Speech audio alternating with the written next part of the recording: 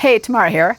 Wanted to take a break to answer one of the great questions that came into the Shuuk. We get them all the time. I'd encourage you to ask them, love them. Before I do that, go check out our fantastic partners over at the Colorado Maker Hub, comakerhub.org. You will not regret it. All right. So this question's kind of a doozy, but I'm going to break it down to one simple thing that I think is going to make a difference.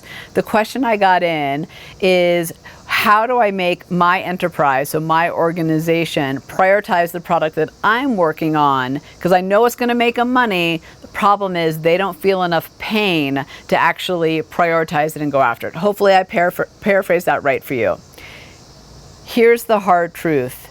If they don't feel the pain, they are never going to go forward with it.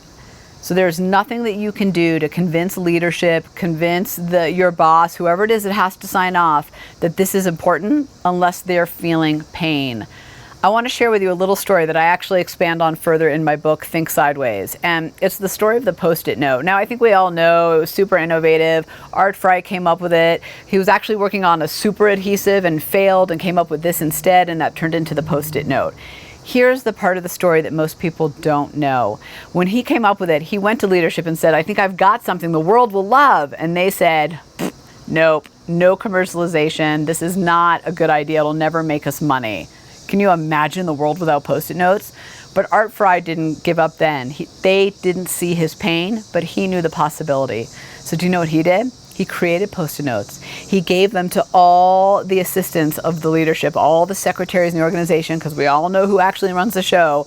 They used them for 2 weeks, and when they're all done, they all called Art and said, hey, we need more Post-it notes. And Art said, no. So you know what they did next?